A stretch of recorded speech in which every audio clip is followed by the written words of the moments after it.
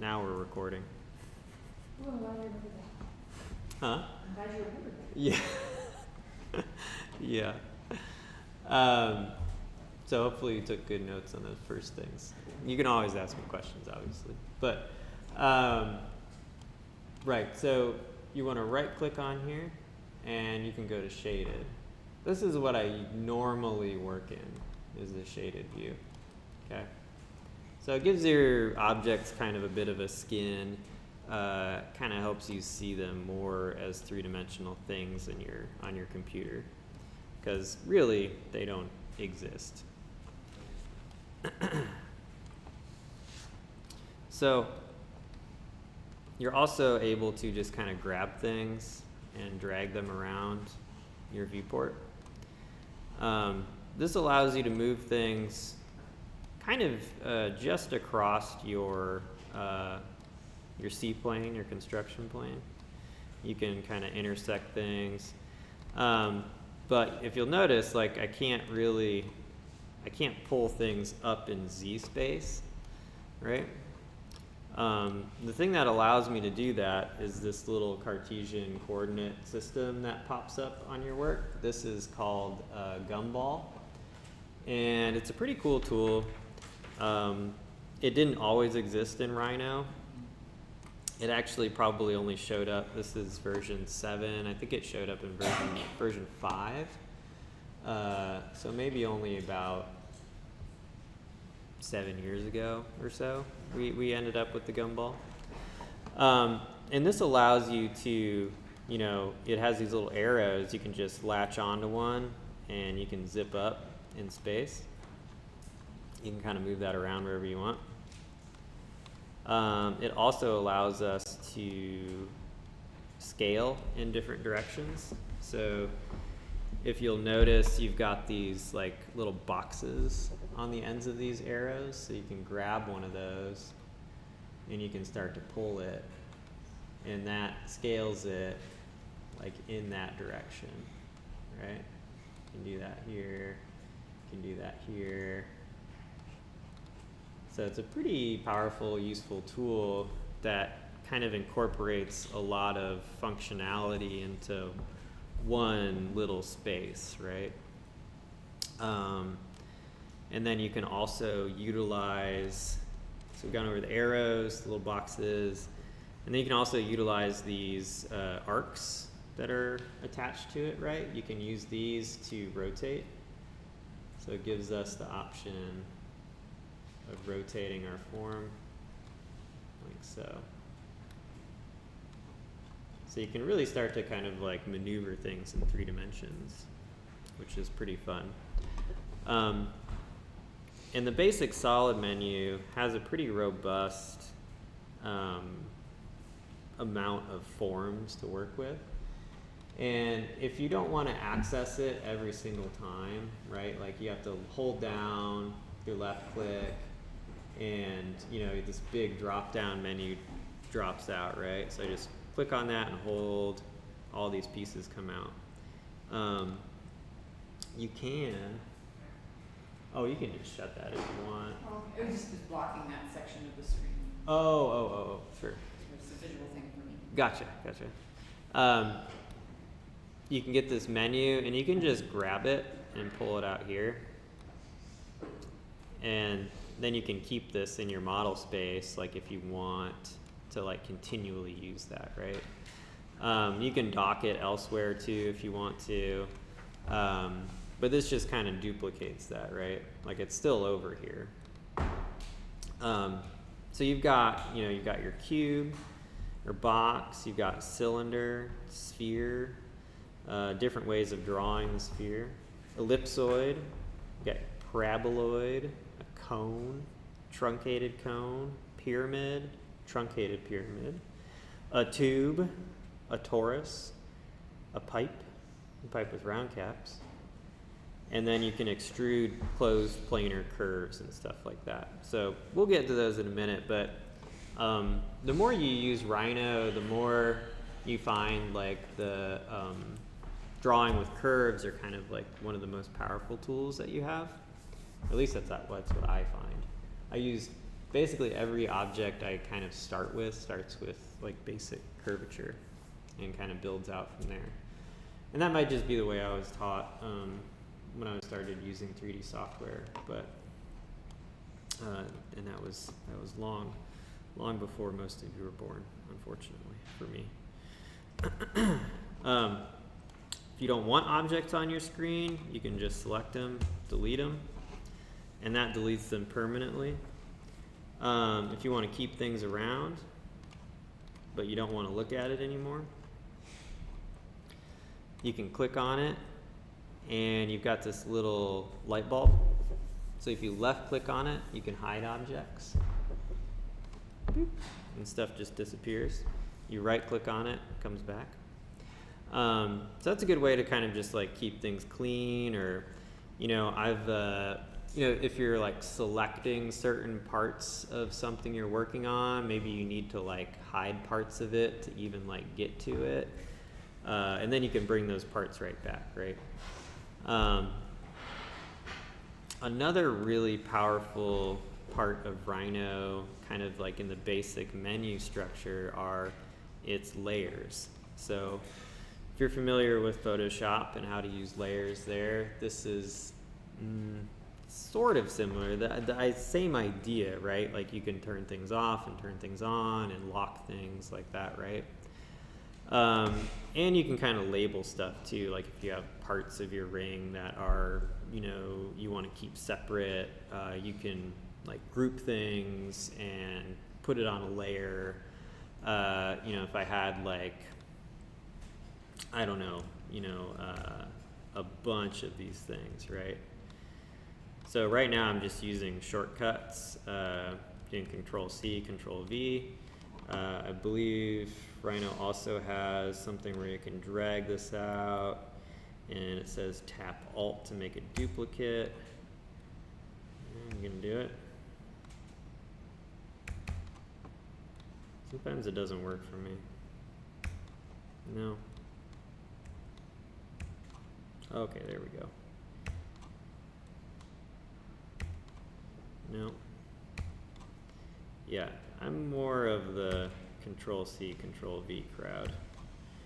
But that gives you your duplicate. So if you have a bunch of these things and, you know, say you want some of them on one layer, you know, you can go over, you can select them all. There's different ways to select things. If you drag down and to the right, you get a selection box, and it will only select things if they're all encompassed inside of it. So if it's only partially in there, it won't select it. You have to be all the way around it. If you drag from the bottom right up, you kind of get this dotted border, or what they refer to as like marching ants. And if it even touches something, it'll select it. So different ways to kind of grab things in your viewport. So if you get it all snugged up, then you can transfer it to another layer. So I can right click on that layer and I can go to change object layer, right? So now we're on the red layer, okay? You know, if I want to do a couple on blue layer, do that, it's really easy, right? So, and that just gives you more control over your workspace, right? Like say if I don't ever want to touch this object again, I can lock it and I can do nothing to it, right? If I want it to disappear and only those things, drop those out just by clicking on the light bulb. I can drop the red out by clicking on that light bulb, right? So just important things to know as far as like organizing, moving things around, even just changing the color of some parts of things, like kind of helps you see things a little bit better. Let's see here. And then, you know, as far as like, you know, adding different shapes, you know, if we want to do a sphere, it's going to give us, if we go back to our help menu, can give our gives you little demos and stuff like that. But basically it's asking me like, okay, where's your center of the sphere? So I can click anywhere and drop that in, right? I can either just randomly choose the diameter, right? Or I can drop one in. So this is starting me with radius, but I want to say, okay, I want to change that to diameter. And then I want to drop that in. So maybe I want this to be like 3 inches in diameter, like that. So it allows me to control that a little bit better. All of these objects then have what are called control points on them. So control points, they're basically parts of the object that you can grab and manipulate to change the way that these look. So if you want to look up control points,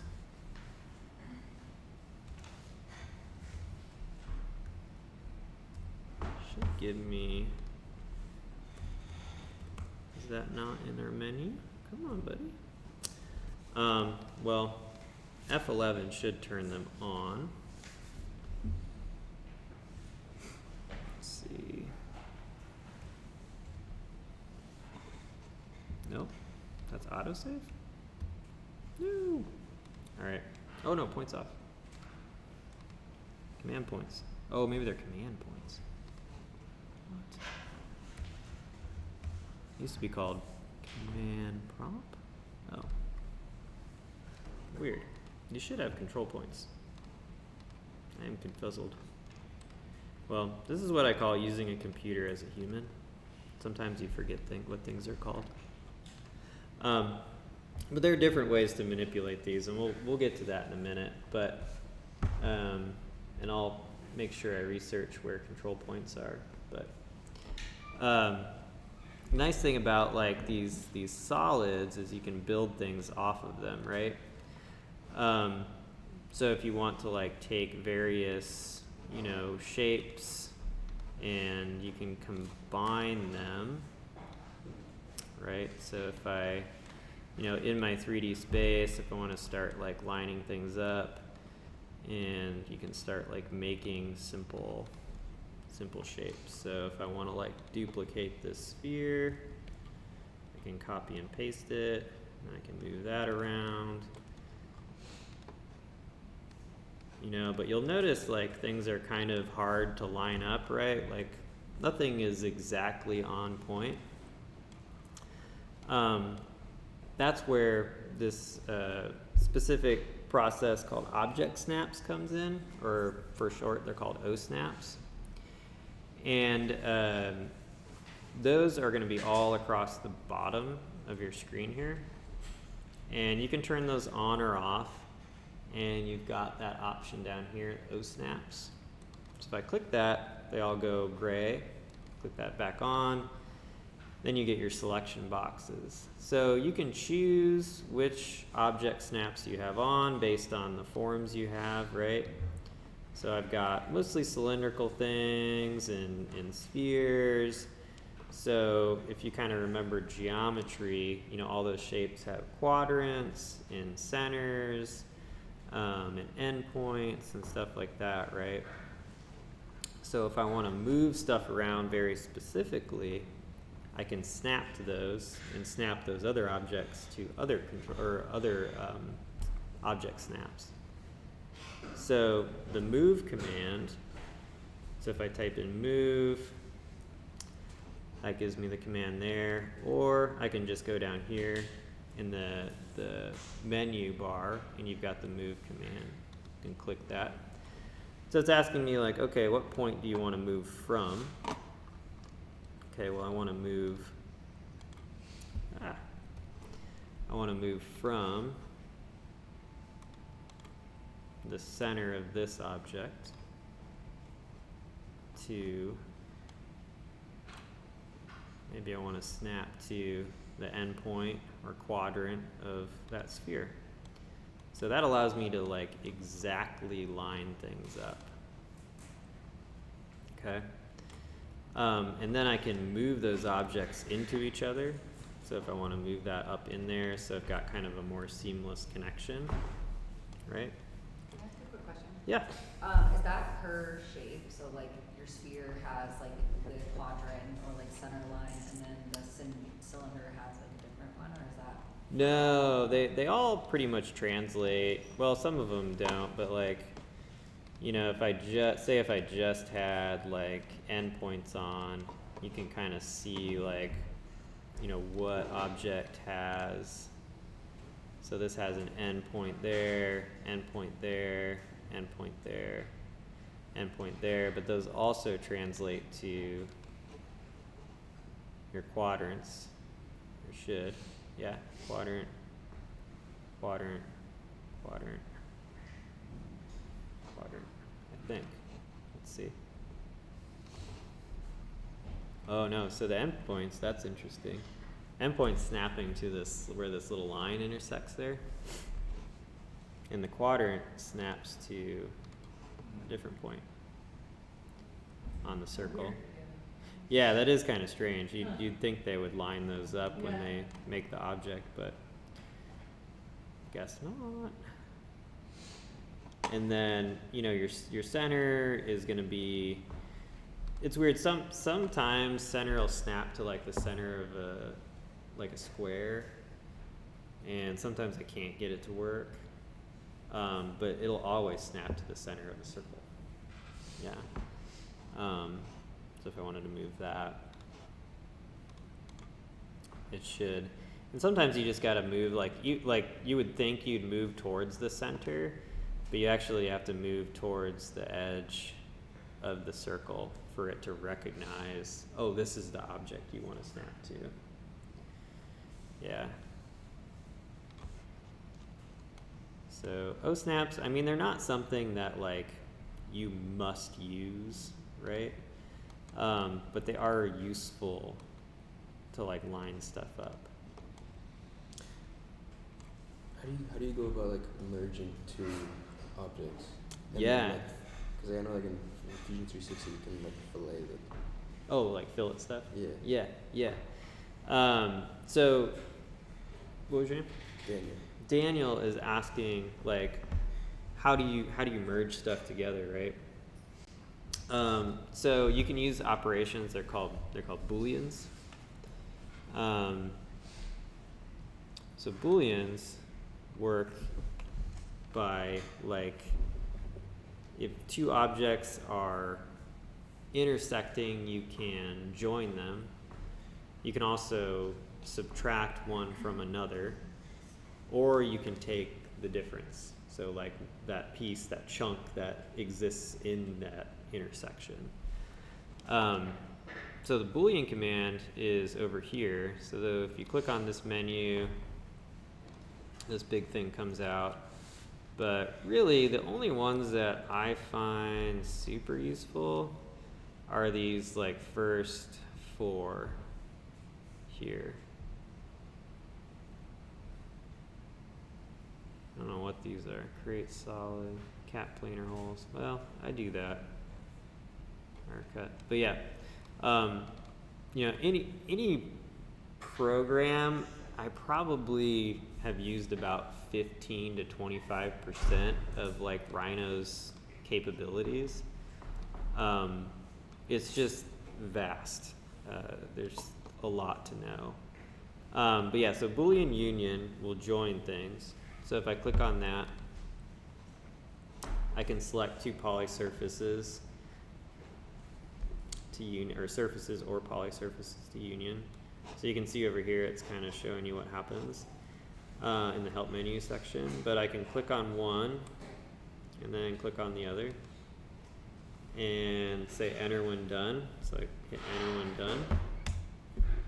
And then you can see when I select that now, it's all one piece instead of the two that it was, right?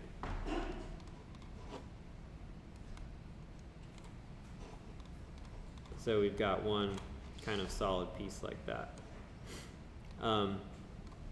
Subtracting things, so Boolean unit, it doesn't really matter in what order you select things because you're just kind of merging everything, right? subtracting stuff, it does kind of start to matter. So if these are intersecting each other like that, say if I want to, take take this one sphere away from the other, and I want to go to Boolean difference. So if I click on that, so now it's asking me select surfaces or polysurfaces to subtract from. So this is the one that you want to keep, right? So select this, okay, enter, and then subtract with. So this is the one that's creating the hole, or pocket or whatever. And then it's asking you, do you want to delete input, yes or no? So I can click this and say no if I want to keep that form and maybe use it again. Or I can say yes if I know, like, okay, this is something I want to just remove, get rid of. I don't really care about it. So we'll say no, don't delete the input. I'll select my second sphere and then hit enter when done.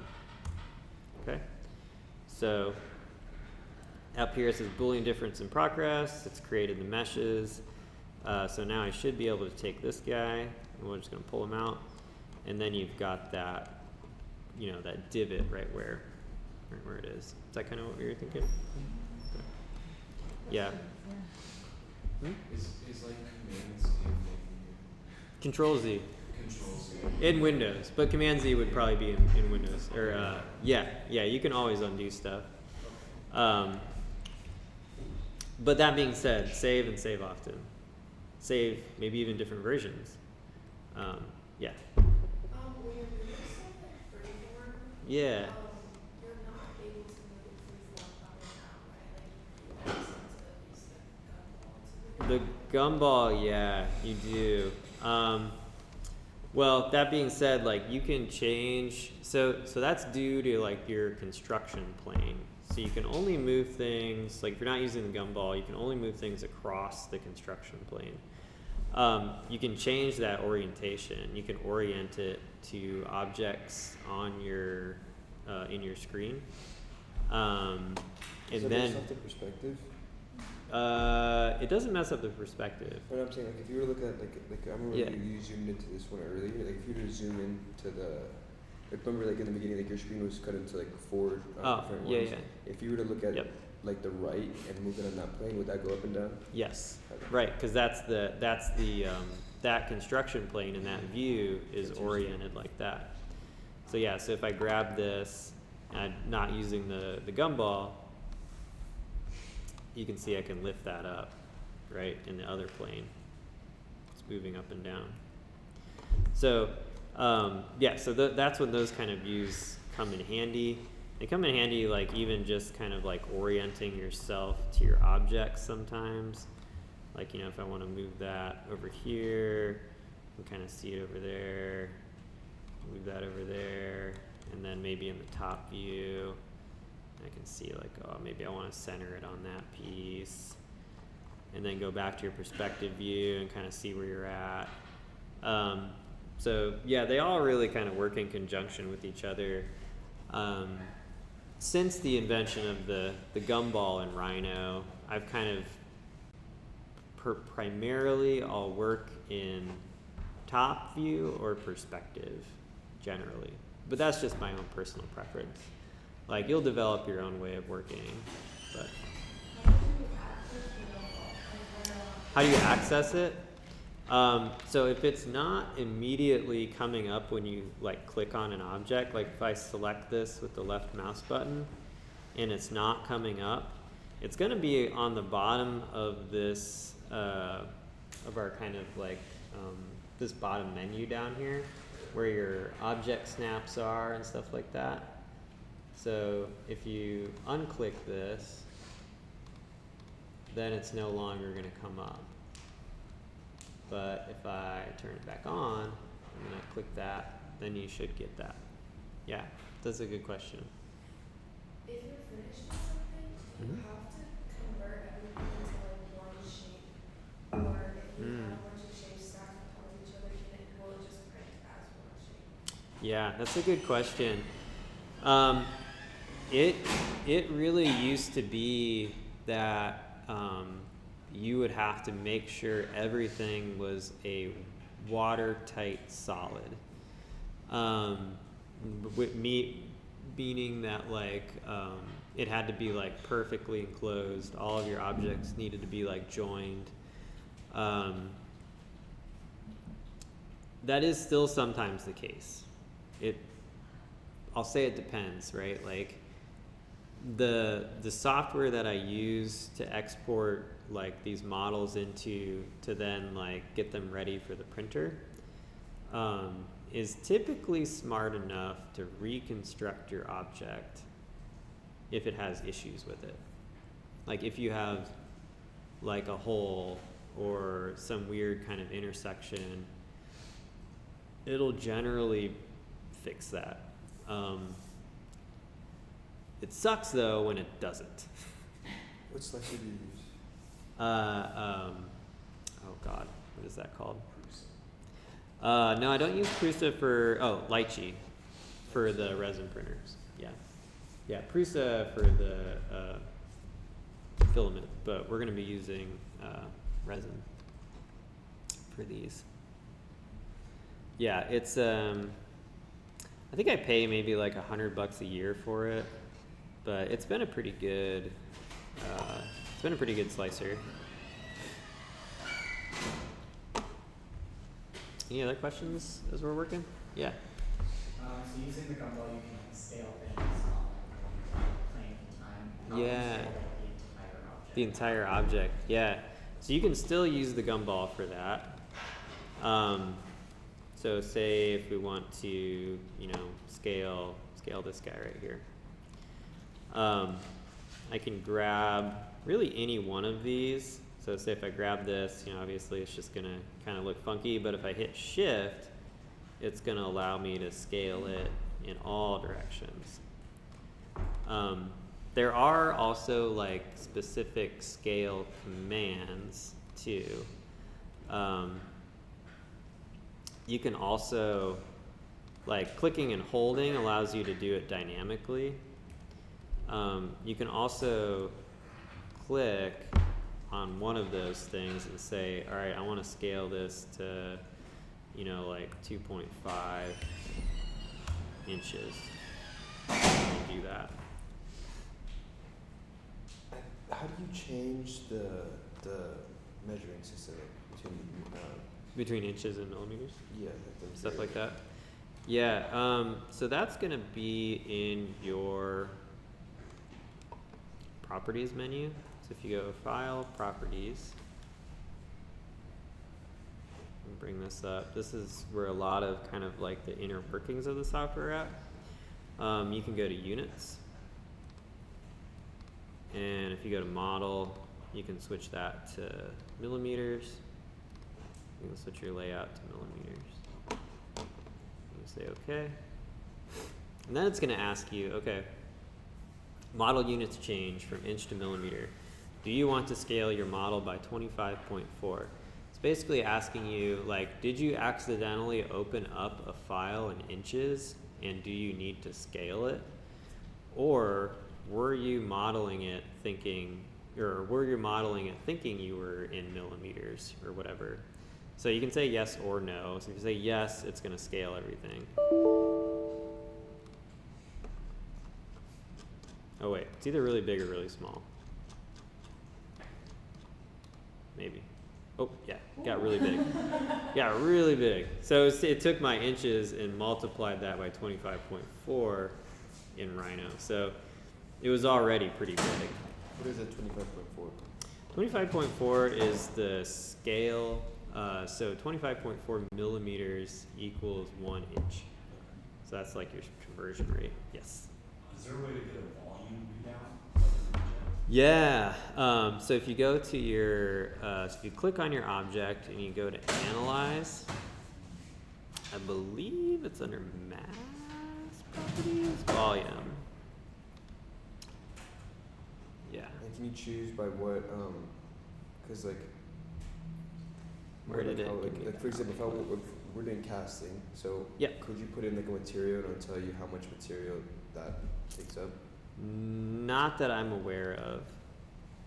Is there a way to like input a volume you want to achieve and scale the object to achieve that value? I don't know. Because you can mostly only scale by dimension. So these are your scale commands. You can scale 3D, 2D, 1D. I don't know that you can scale by volume. Yeah. Are there measurement tools built into it, or is that just like when you build your shape, you're putting in the dimension of the shape? Sorry, what was it? Like rulers or other measurement tools? Yeah. Yeah. So it's got a whole dimension system. So if you go under the dimension menu, you have linear, aligned. I usually use either linear, aligned, or diameter or radial. Those are kind of most of the ones I use. So if you say want to measure like the edge of this box here, you can go under dimension, linear, and then you can see my O snap's not snapping because I need my endpoints. So I'm gonna measure from that endpoint to that endpoint. That gives me 8.59.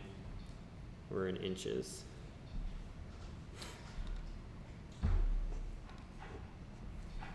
And then, Just because you asked, I just looked up whether you can scale by volume, and there are 2 ways that you could get that process accomplished. The first one is doing a little bit of math. You find the necessary scaling factor as the cube root of the target volume divided by the current volume. And then the other way is doing that same formula through Grasshopper, which is a coding background process that's happening constantly with this, but something that you could have automated. You probably have to pay that. And you could probably get chat. You could probably ask ChatGPT. Really just like Yeah. guys You are know, so funny. why am I even here, right? When I learned Rhino, gumball was not a thing, and so like I still, it's just imprinted on me Yeah. to do all this just through like the command menu and through all of those through those menus. It was always really nice for me to see gumball things and like, oh yeah, like I never used gumball. It's pretty useful. I think it would be really smart, and I'm so glad, Daniel, that you asked that question. So we're going to be working at jewelry scale. When you open your file, like when you begin to build your models, it's actually a really good idea to go ahead and make sure that you are working in millimeters. Mm-hmm. That's going to be the most useful way for us to actually think through and ensure that when we print these, they're actually printing at the scale that we want. So make sure that you're working in millimeters. Yeah, so when you open up Rhino, it'll ask you what you want to go to. So if you want to go to new file, and you can do small objects millimeters.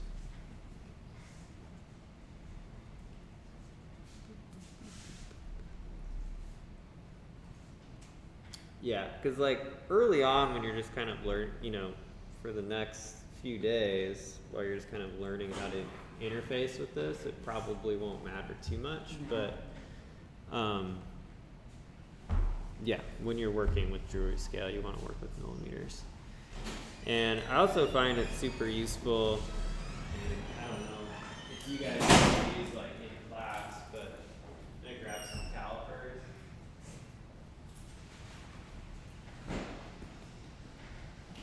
What's going on in here? Why is it saying new program? I got a roof leak. I don't know, 6 foot A what? roof leak. Leak all over the nest and stuff. So I like to use calipers. What's up? She was asking what the command line prompt is for placing any of the objects, the Oh, sure. boxes or spheres. So like your, I don't know if you guys use these in your normal practice, but Yeah. it's gonna be really useful while you're modeling too.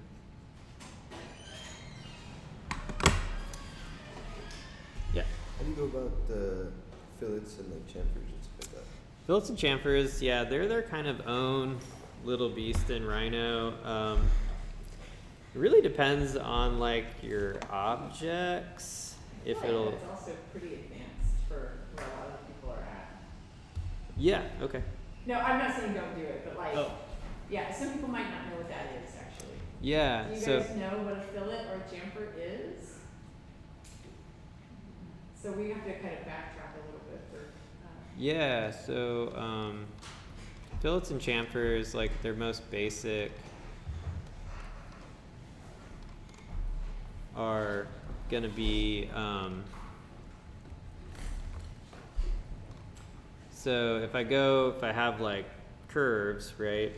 You know, if you're drawing something, a fillet, and I really only know the command line versions of these, but toolbar fillet looks like that. It's this thing over here, fillet curves. When you put that in, you're gonna get a command line. It's gonna say, okay, select first curve to fillet, and it's gonna give you a radius. So you kind of think in your brain like, okay, that is 0.0625 is gonna be a 1/8 inch diameter, right? Or it's really, oh, we're in millimeters, so it's gonna be really freaking tiny. So if I click on that and say like, okay, I want a radius of 2 millimeters, okay?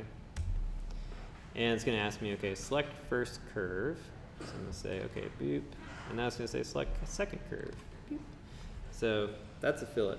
So it basically rounds things over. Chamfer is this distances 5 and 5. So maybe we'll do 2 and 2. So we'll do here. So select first curve, select second curve, and then that's your chamfer. So chamfer is just like basically creating an angle across something. So they're just two different ways to break corners. So like sharp corners, especially on things that you're handling often, are generally undesirable. So they're just uncomfy. and Daniel, I'm guessing that one of the reasons you're asking that, like if we were to go back to that original, just kind of like hot air balloon thing that Cecilia model, it's a really abrupt. It's like cylinder to round, and a fillet would be the way to then soften that connection, right? So this might be a really good point though for people to just start. You think for them to just get on computers and start playing? I think so. I think it's a good thing to just kind of like get into.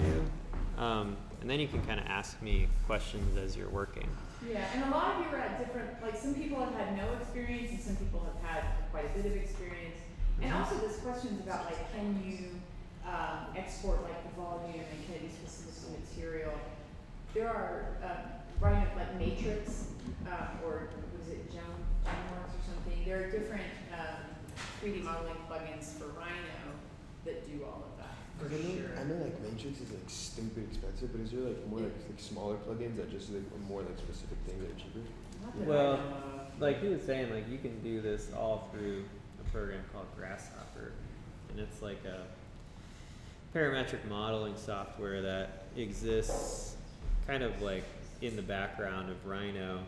And you could probably create a basically a program that would calculate that for you. Do I know how to do that? No.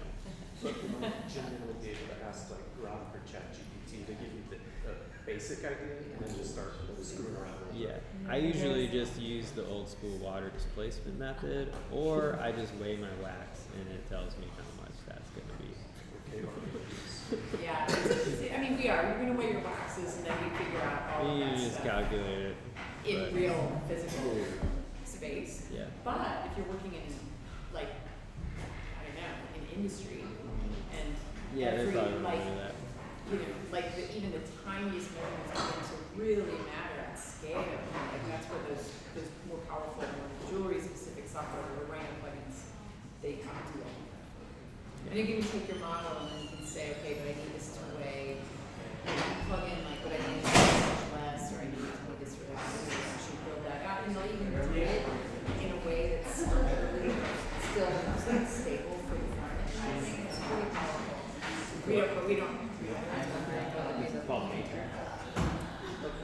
what I use it That's for. the most it's the Rhino. Extension that's Yeah. like for jewelry. Oh, It's specific to It's really it's like $1,000. Oh my It's god. really Yeah. We would do that. No, Like, we'll never use that. but like an industry, that makes total sense if they're doing that. Yeah. go in there and see like I want a shade that has like this degree, click it.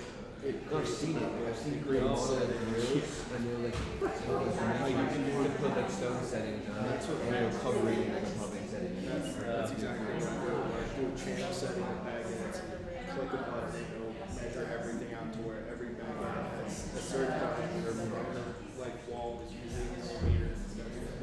Don't go any thinner or something. So I don't do all that work. You can tell if it's like, yeah, the size ones you put on, I mean, everything. Exactly. That's really nice. It's really nice. There's some plugins that just do this stuff. Yeah. There's some options. So if you have like a sketch of like the Rhino, do you bring in your sketch to like have the file? You can, yeah. You have to create it into a PNG though. Just a JPEG. Yeah, just a JPEG. So I have a few 360 SVG. It is sweet PNG. Yeah. So, so in Rhino, the frame you're looking, or the command you're looking for is called picture. How much is Rhino though? Like, is it a one-time purchase or is it monthly? It is a one-time purchase, which is pretty nice. And as a student, you have it's like $200 as a student. I Yeah. got this a year ago now, and it's $200, but I'll have this for Dude, life. I'm gonna get it because Fusion 360 is ridiculous. It's like $80 a month. Yeah. Yeah. That's You kind get it for of, free though, as a student. That's why. Yeah, Yeah. eventually. No, eventually. Exactly. yeah, but if you purchase Rhino, I don't know that there's any way to tell that you have a student version, because I think it's the full version, you just get a discount because you're a student. It's labeled educational. Is it labeled But education? it's Okay. Yeah, it's everything's in It it. just says education. That's Oh yeah, never mind. Yeah, there it is. You have a lab license. You and Yeah. I just get the educational license. Which I assume the idea is that you're licensed to teach others and to show others, while I'm licensed to just The- create a... Well, the lab license is like you get a pretty good deal if you buy a bunch of licenses. What's So it called like, when you get like a certification? When you get like when you like, for example, like on Fusion 360, you go to Yeah. Autodesk and you get like a thing that tells that's like on your resume. that It you're says, like, good. I think you could do that with Rhino. Do you, I don't know, Yeah. is that- do you have that Do I for- have that? No, I've just been using CAD since I was like 16. So like I know a lot of stuff, but there's like so much that I also don't know in these things. It's just like just a lot of software, just a lot of stuff, and they've added things to it. for 50 years. Huh? I can't believe you've been doing this for 50 years. No, right? Yeah. Well, I'm 43. I started doing AutoCAD when I was 16. So it's been a while. Yeah, and I don't use it every single day though either. So it's just a tool on top of all the other tools. I love it. I love working on Blender and then transferring stuff over to Rhino. Oh yeah. Because Blender is really a lot easier for making complicated stuff than this is, but then once you actually need to print it or transfer it out of the digital space, this is way far away better than any other software I've tried. Yeah. Yeah, Blender is just so nice at creating like organic stuff. I mean, it's like And Rhino. rigging. Well, yeah. If you want to like animate stuff. Yeah. Like Rhino's kind of considered a hard surface modeler, so it's really built for industry and stuff like that. Or like Blender, Say again? Is Blender 2D? 3D, I mean, yeah. You can do 2D applications with it, but it Yeah. does the whole gamut. It was really built for animation, stuff like that, like film, but it does a lot. Yeah, I've seen it mostly for like animation. Yeah. I've never heard of it. It's free and it's really easy to learn. Like there's a YouTube tutorial series called Make a Donut. Oh, that guy, yeah. And he's been doing it He's for like great. 12 years. He makes Yeah. a new iteration every year with every new update to Blender. But Yeah. like there are, did you ever see Everything Everywhere All at Once? There's a scene in it where like the MacGuffin of the whole movie is a donut. Field some questions. So, is there something you're trying to do or wanting to do? Something that's working or not working? This is the Q&A part of this is actually really useful because everybody's going to come to a spot where they have their own set of like questions or what they're trying to accomplish, and then when we share that as a group, it's really informative for everybody. So yeah, Kylie. I was hoping we could maybe get a re-explanation of how the OSNAP is supposed to work. How the OSNAP is supposed to work. How is it working for you? I didn't know. Is not at all? Do you have yours turned on? Yeah. Okay.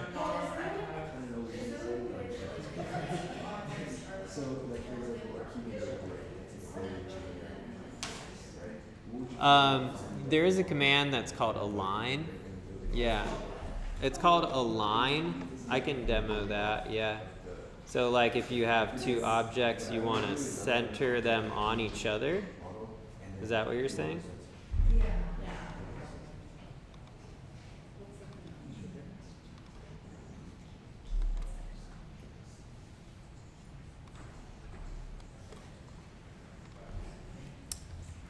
So if you type align, or I'm sure there's a toolbar menu, looks like that. I don't have that up, but it's also in your transform menu. So it'd be up here, your transform and align. So right now it's asking me select objects to align. Boop, enter when done. So you can do bottom, concentric, horizontal center, vertical center. So you want them like right centered within each other. So you can just do, I believe, concentric. Okay, and then it's gonna allow me to kind of just place them on a point in the right here. So it looks like it aligned the centers, so not exactly concentric. Let's see, maybe we can adjust that.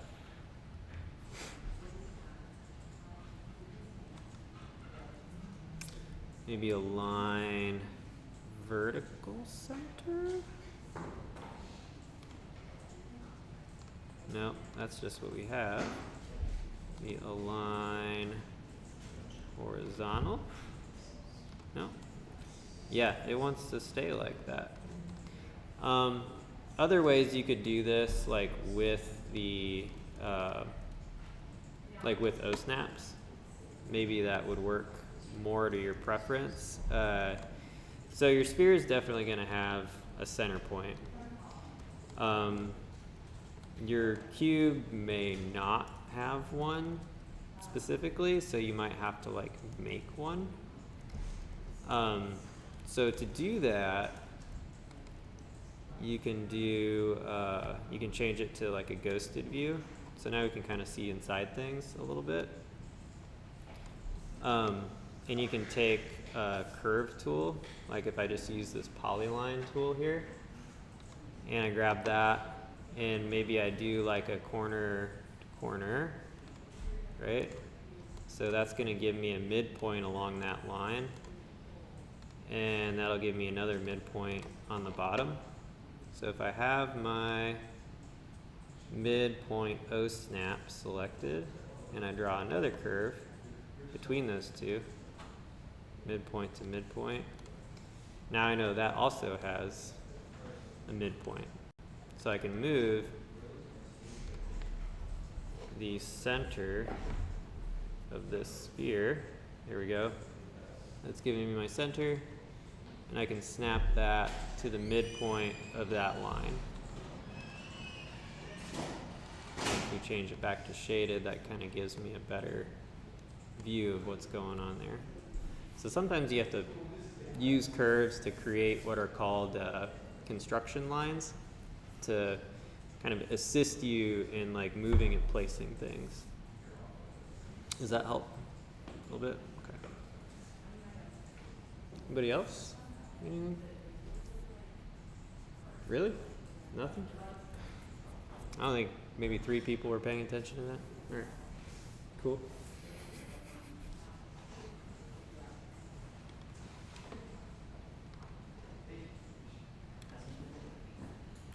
Yeah, so you want to do that on a 3D object, I'm assuming, right? Or a 2D object.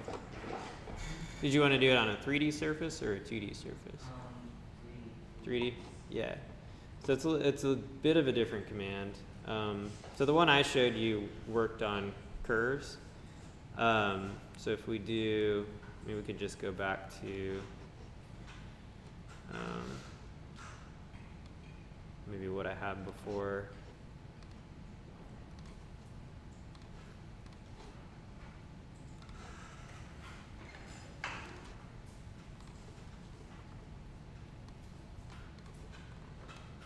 Okay, so if I Boolean these together, whoa.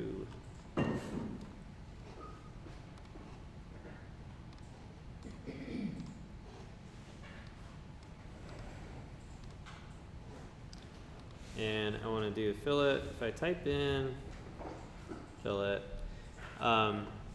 it's going to give me a couple of different options, which is one of the kind of the main reason I like the command line the most. It gives me kind of all the fillet commands. So I believe I want fillet edge or fillet surface. I'm going to try edge first. So this is going to be my edge. Okay. And that's giving me like a 1 millimeter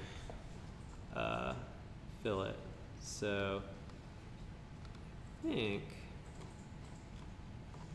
I need to change that before I go in.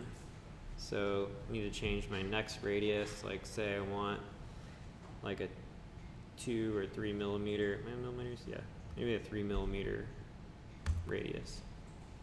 And then I go ahead and select those. That comes up. Okay. And then I can say, all right, I like that. Let's take a look. Okay, and now it gives me a chance to edit that if I want. So it's showing me a preview of what's going to happen here. And I think it'll do it correctly. But you can also grab this handle and actually kind of dynamically edit it. So let's see if it actually does the thing. Fillets can be tricky sometimes. Sometimes they don't want to work right. But yeah, this one looks good. Like the more complex those intersections become, the harder it is for the program to kind of actually like determine how to put a fillet like around that surface. But did that help? You want me to do it again? Yes. Okay.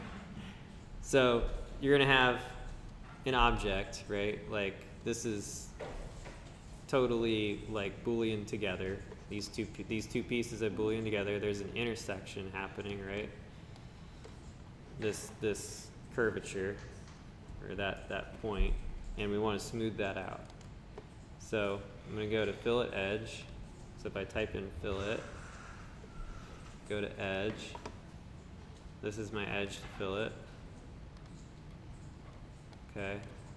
And it's giving me 3 because that was my radius I had put in before, right?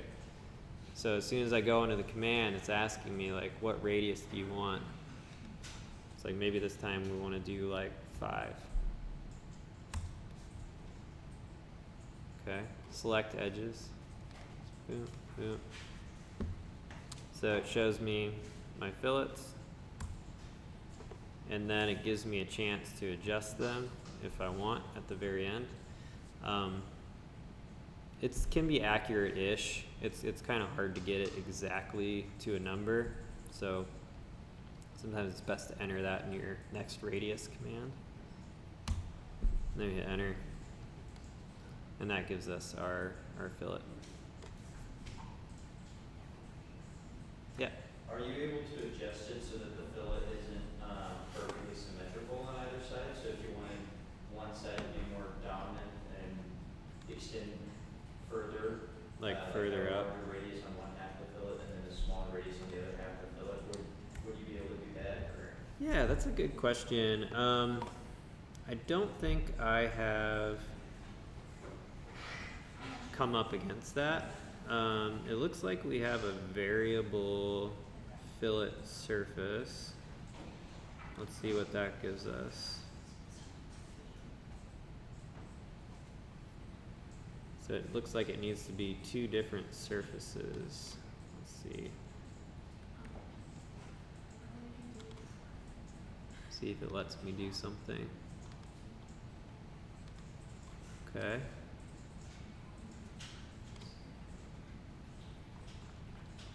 So it looks like I've got some editability here, but it looks fairly symmetrical when I pull it out. On the other side, it's still Right, yeah. So like I think I can make it like have like a gradient if I want to. Maybe. Let's see what that does. Yeah, so it looks like I can do stuff like that, but it also looks like it's broken.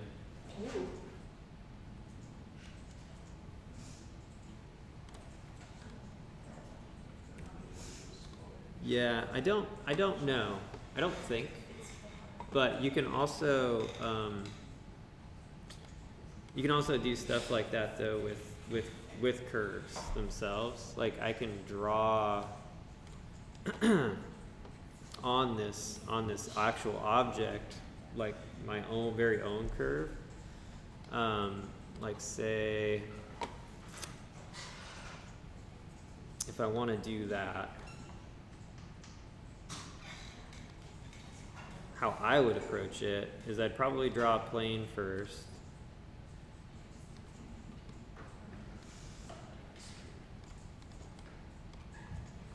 And then I would move that into intersect the object, maybe at the center point. And then I would, let's see, might need to rotate that.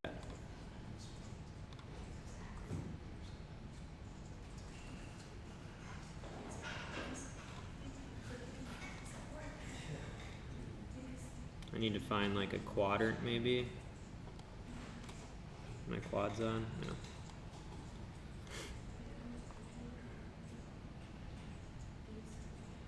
Just so I know it's like snapped to something.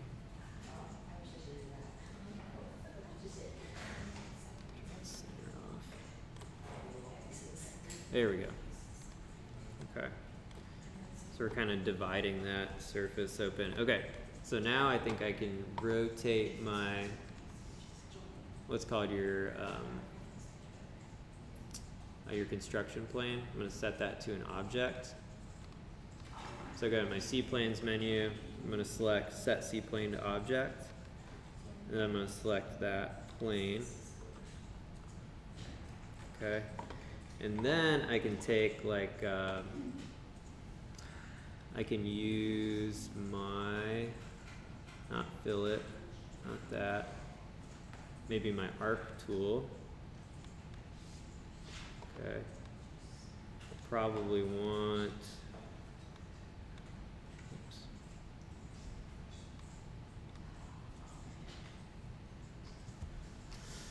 Let's see. Start end radius. Let's see. Let me just pick one and see what we get here. So start of arc.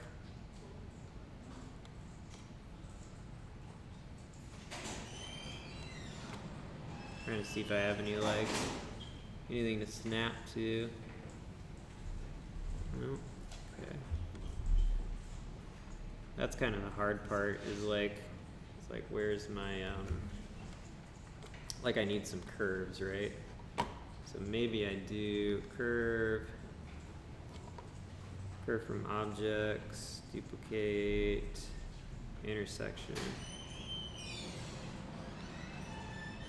So that and that. Okay, so that gives me some curves I can actually work with.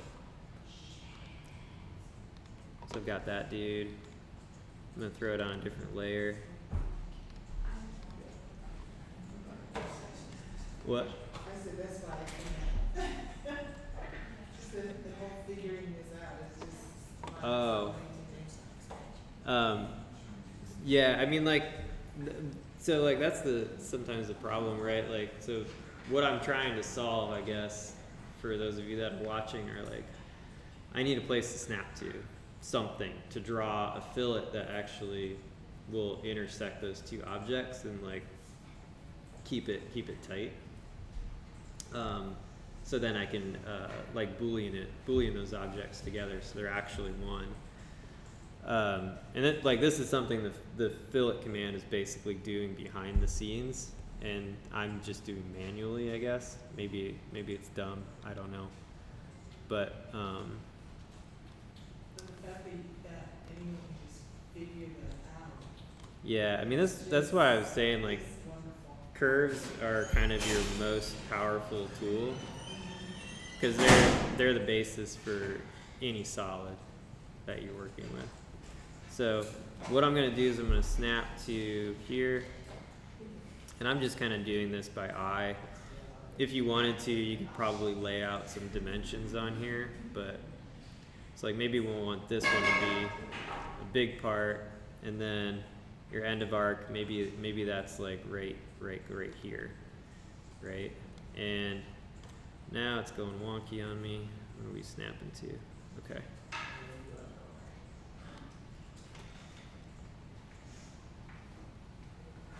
So maybe I want it to like kind of look like that-ish.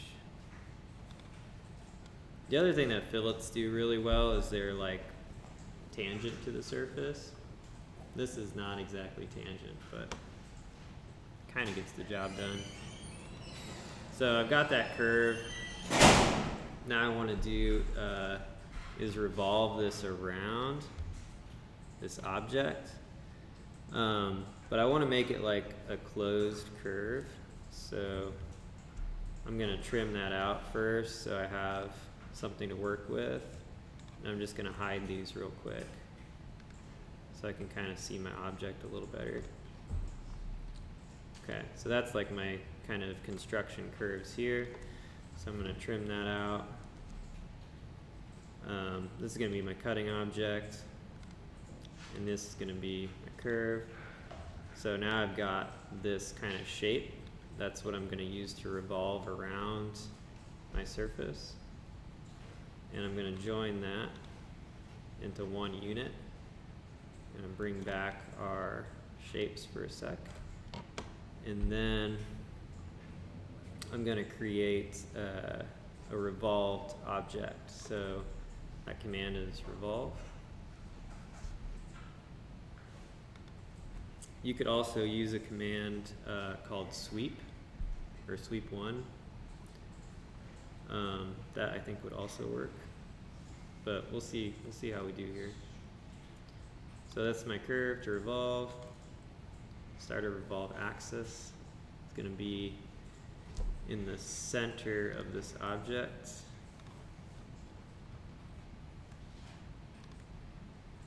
Okay, so I basically created an axis that's going to sweep this around.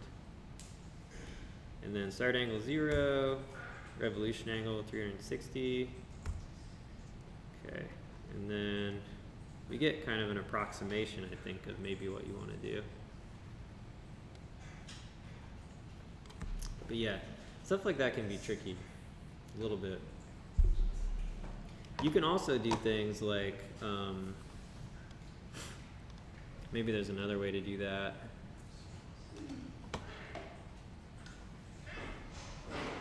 Like you can do, there's this command called loft that's really fun.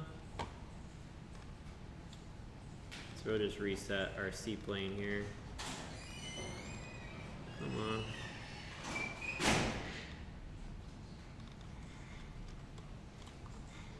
So with the loft command, you know, I can have like maybe a couple different size circles. So we'll maybe duplicate this top diameter. Why are you not snapping? Where's the cords?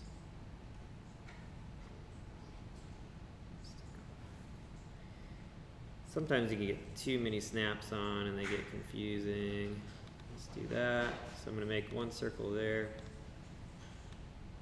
Okay. And I can like pull that down. Maybe we'll start like there. And then I'm going to take that circle and I'm going to offset it. So I'm going to offset it by a distance of maybe, I don't know, we'll say 3 millimeters. Okay. So now I've got that circle. I want that circle to be projected on that surface here, down at the bottom. So what I'm going to do is I'm going to go to my top view.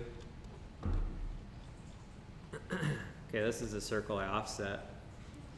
And I'm going to use a command called project.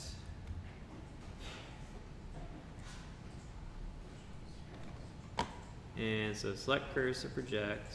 I want that guy. Enter. Select surface polysurface to project onto. That's going to be this guy.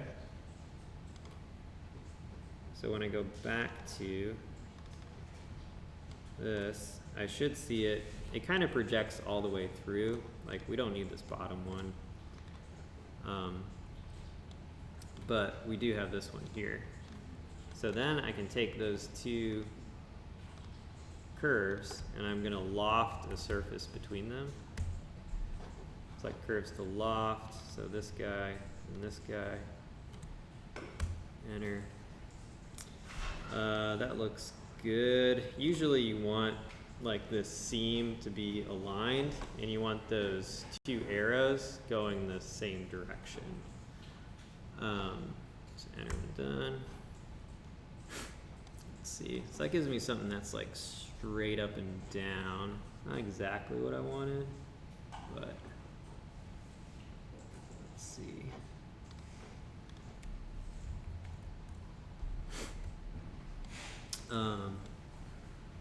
Yeah, so the other thing I was talking about was the sweep.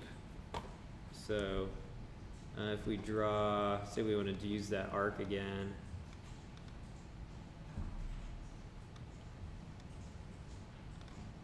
we do the same thing here.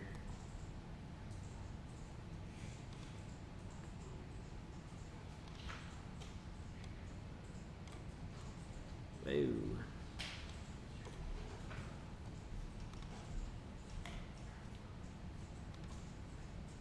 I can find my O snaps.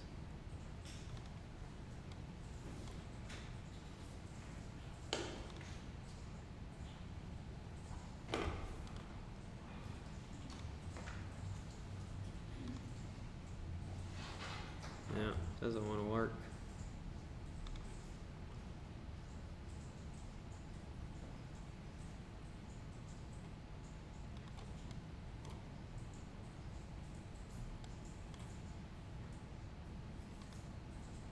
Yeah, I think maybe the first version might have been the best one. But the way sweep works, if I have a rail or a curve, I can take an object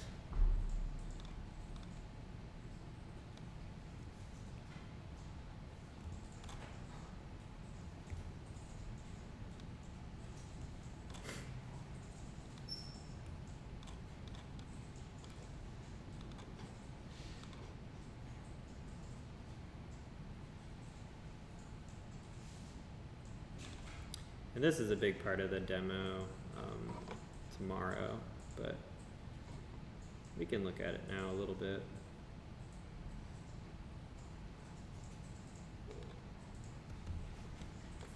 Okay, so I just snapped the center of this object to that rail.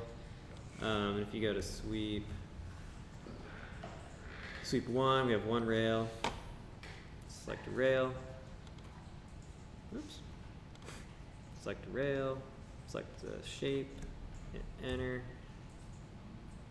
Enter. And that gives you that shape, right? You can also do that with revolve, but where sweep really kind of starts to be fun is when you have like a structure, a curve like this, you have these points, and I can take them and start to kind of manipulate them. We can do something called rebuild. So we can rebuild our curve points.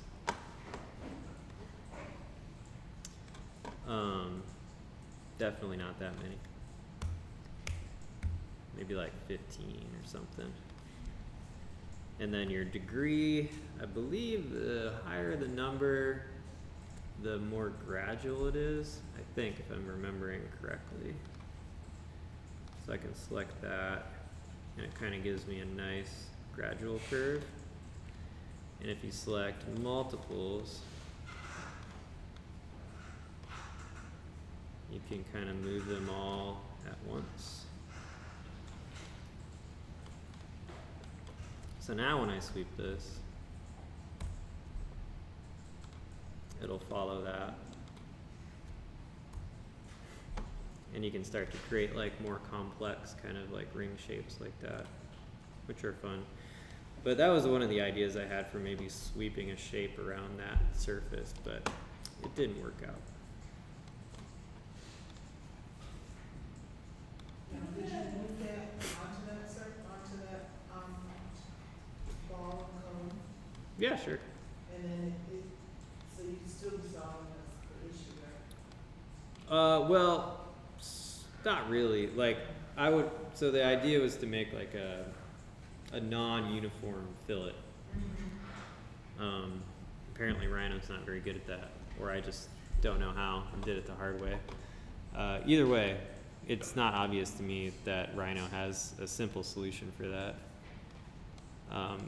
But right, like I could take this and throw it on here and like Boolean it and all kinds of stuff, right? Like, yeah, no problem. Somebody else had their hand up though. Can you go over the subtraction needed? The difference? Yeah. Yeah, sure. So Boolean difference.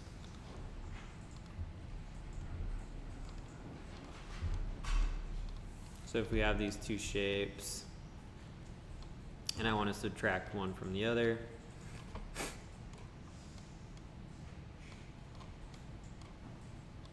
first we got to intersect them in a way that we want.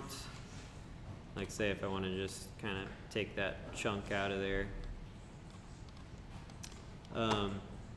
Your Boolean menus over here, right? These two like spheres intersecting each other. So if you click and hold on that, you can select the different Boolean commands. You can also type in Boolean difference here. It should come up. Just hit enter. So it's asking you select surfaces to subtract from. This is typically the piece that you want to keep, right? So maybe I want to keep this kind of funky ring shape, right? Hit enter to continue. Select surface to subtract with is going to be this. And so right now I have delete input no. If I turn that to yes, it's going to get rid of this box as it Boolean subtracts. Okay, so then we end up with that taking a chunk out of there. Does that help? Yes. Okay. Anybody? Yeah. Alright, I'm still thinking about this and creating a smooth transition between the sphere and the cylinder. Oh, yeah. To fill it.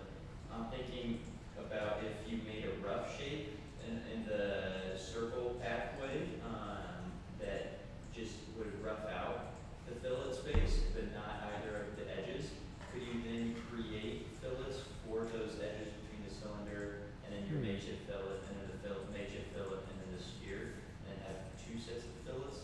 Maybe.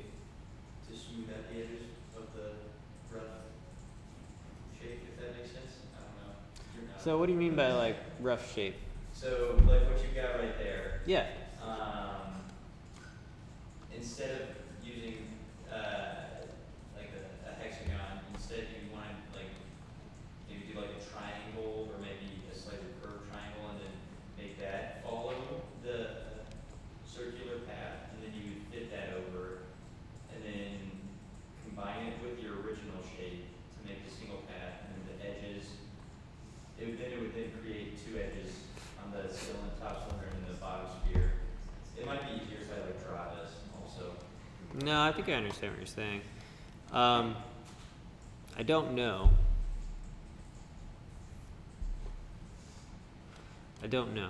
I mean, the hard part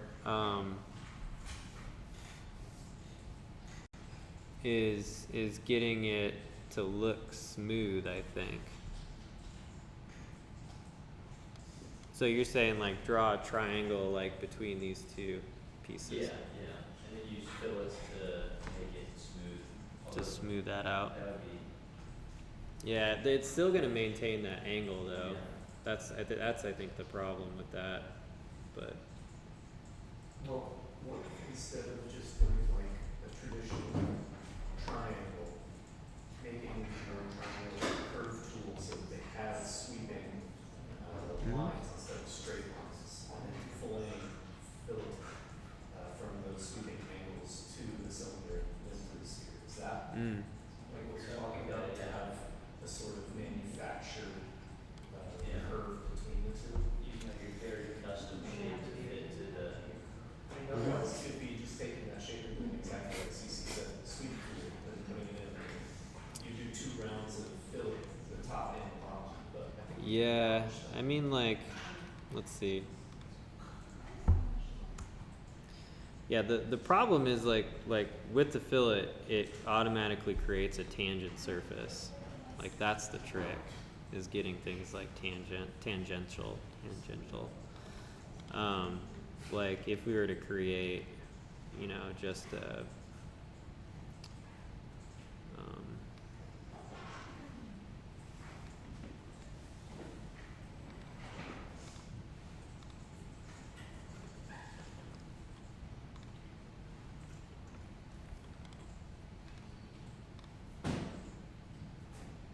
even just like some curvature like that, right? And we're able to kind of transpose this.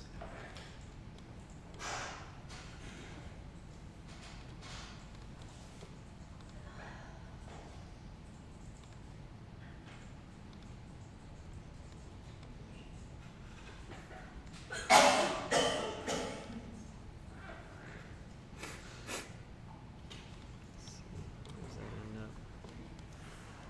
And then, I can just kind of move this in, move this down. It's without knowing exactly how that's going to be like tangential, it starts to get kind of weird. So that's why I kind of prefer drawing the arc directly on the object. But I don't know that there's a way to automatically make an arc tangential. I do have a tangent O-snap, so maybe that would be the way to do it. Back to the original idea, use the tangent O-snap to snap the arc curve onto it and then revolve it.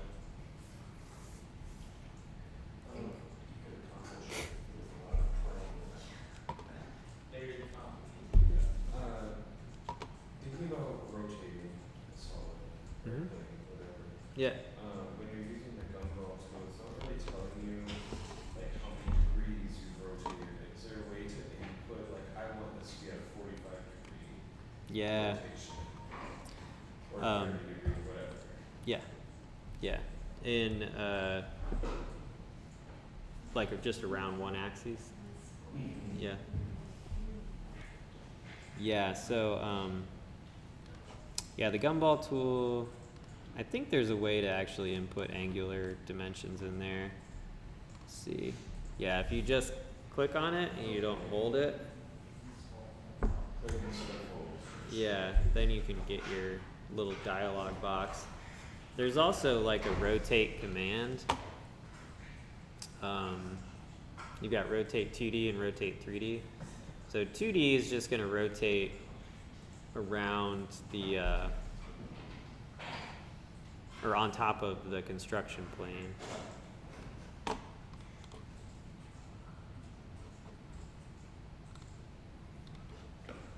And like maybe, yeah, so I don't have a center point, so I'd have to choose this to this. And then I can kind of rotate that 45 degrees and hit enter. So it's a couple of different ways to do it. But yeah, the way the rotate command works is you just select a center point and then snap usually to the object again. And then you can input your angle. Yeah, in the command line. So I'm gonna jump in for a minute, and just some kind of like housekeeping questions. I made a couple of changes to the calendar just because the demo on Tuesday took the full class period and we went to the reception and I didn't really have time to introduce the next reading. So part of your weekend homework, and it's actually kind of better to do this on the weekend, you guys have the next reading from that book cast, and it's just like the next 2 chapters, and it really is focused on jewelry. So I've made those changes in Canvas, and you should see that pop up in your Canvas. The other homework is going to just be, I would like everybody to do, and you've probably already done this, I want you all to submit 10 different things, designs, just doodles, like whatever it is that you've been working on. Doodles. I like doodles. Doodles, we'll call them doodles, right? Just to show that you're in here, that you're playing with the tools. These should all just be in one document. You know what I mean? So when I look at your system or whatever, we're just gonna see like, there's a thing right there, and then there's another thing there, there's another thing. So I don't mean like 10 different files. I just mean in this file that you're working on, just have 10 different experiments that you've worked on. Does that make sense to everybody? Yeah, Mason. How complicated of things do they have to be? I feel like I still They don't have to be complicated. just Again, put shapes together, and so if that's suffices. so some of the techniques that we've covered today, let me reset this. Okay, I have listed generating solids, Boolean unioning, Boolean difference. You guys spent some time talking about fillets and curves. What else, Cecilia, what other specific things? I really find the curve tools very useful. Like the control point curve is really fantastic. Like being able to kind of create really kind of fun organic stuff, right?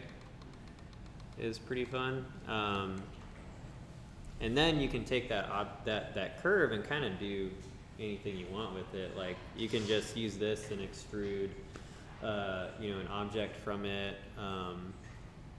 You can, divide it up and take portions of it and use it for other things. But yeah, I would say get used to the curve tools. Yeah, so maybe if you just want to play around just making drawings with the curve tool. Yeah. Don't worry about extruding or piping or doing anything with it. So they can just stay flat. Sure. Yeah, Yeah. do some curve drawings, do some stuff with the solids, play around with, again, with just like joining and creating, just creating these different shapes. And then just do it in a way where it's like, okay, this is one exploration here, and then here's one here. And, you can kind of like move them around in your file so they're just kind of separated. So I can just see that like, okay, you've tried 10 different things, or you've just played around in 10 different ways. Yeah, is there a way we can save the ones that we have too, so we can? That's exactly my next question. Yeah. Is where do these get saved, and what's the easiest way?